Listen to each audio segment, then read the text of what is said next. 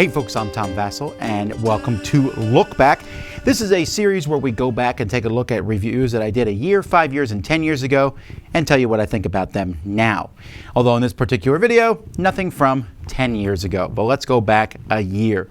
First of all, I took a look at Clue Star Wars Edition. You know, I mean, I'm not expecting a ton from a Clue game, although there have been some good ones over the year, but this one was pretty much dreck. The roll and move, it was bad component quality. This is a straight up cash grab. Get Off My Land, I wanted to like this one more than I thought. I mean, it has great components, trying to control land, but there's a little bit too much take that in the game, just kind of back and forth that I really didn't enjoy. Mini Rails, this is it's like if you take an 18xx game and shrink it down to its tiniest thing, stock, and then moving trains around with discs. It felt a little non-thematic, and also just really didn't feel like there was a lot of options. I didn't enjoy it. Nosh, this was about eating food, collecting sets of food. It's okay for, maybe for kids, I guess, collecting stuff. It was okay. Cove Alliance, this was a game about making molecules.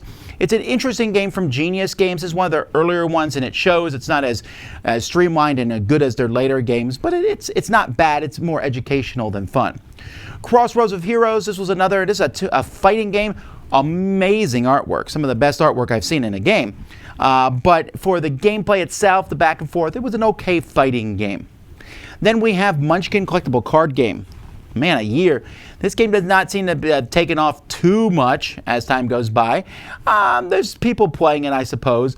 I like it. It has nothing to do with Munchkin. I think the Munchkin theme actually hurts it more than not, because people go in expecting Munchkin, and there is no Munchkin.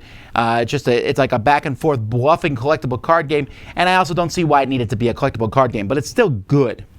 Zombie Tower 3D, this is an interesting game where you are moving people in a tower fighting zombies, and your walls, you're like passing stuff through the walls to your opponent. There's some really unique aspects to this game that I found to be different than other games.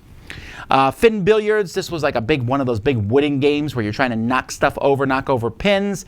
It's a variation on games that we've seen before, but it's nice, but it's certainly very, very big.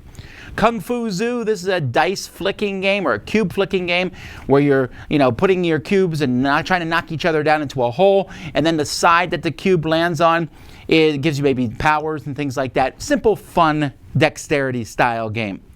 And that's pretty much it for a year ago. Let's go back to 5 years ago now. 5 years ago, I played Mafia Dollar, which was just a really horrific Mafia game with kind of, again, that take that stuff, just no good at all. Professor Pugnacious, which I thought would be really fun, kind of like this, the two gentlemen fighting each other, but it was a Kickstarter project and one that you could tell hadn't been developed at all, unfortunately. Countdown Special Ops, this was a game that I thought I would like go in and get people out, but it was just too lucky. You would go in and do this, and then one stroke of luck, and you could either have a great thing happen or something bad happen, which is unfortunate. Intrigue City, this is a game, it was kind of a bigger style game, a lot of things, pieces going on, but again, felt like an underdeveloped game. Doom that came to Atlantic City. Now, this is an interesting game that almost wasn't printed, and then I believe Renegade Games saved this one. This is essentially Cthulhu Monopoly, which is kind of funny briefly, but at the end, it's Cthulhu Monopoly, and therefore just really isn't that great of a game. Enclave, yeah, again, another mediocre game. Looks like 5 years ago. February, there's always a lot of games that are not quite so good that come out during this time. Then we have Last Will Getting Sacked. This was an expansion for Last Will. Last Will is a game I like a lot. I thought this expansion was okay. In Last Will, you're trying to lose all your money. In Getting Sacked, you're also trying to get fired from your job. And I didn't feel like this added anything to the game. It just gave you another thing. Again, kind of funny thematically wise, but it was, at best, it was okay. What the Food? This is a Take That style game, and normally I'm not a big fan of Take That games, but this kind of was like a programming one, a food fight style game, and it's cute, I guess would be the best word for it, and it kind of worked. Then we had Warlock. Now, Warlock's an interesting game because the game looks horrific. It's really bad artwork, but I really enjoyed this one. In fact, for a moment we considered putting in Dice Tower Essentials, where you take the cards for this game and you're using them in various ways. You can put them to work for you, you can spend them in different ways, and so the cards have multiple uses, and it really plays well. This is kind of an underrated game not a lot of people talk about.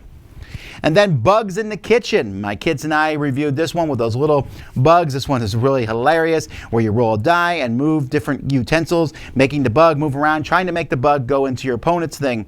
Or if you're playing a variant, make it go into your own thing. Really fun. This is one that's still at my house and still gets played every once in a while. Those are the reviews I did a year and 5 years ago. Thanks so much for watching. Until next time, I'm Tom Vasel, and this has been Look Back on the Dice Tower.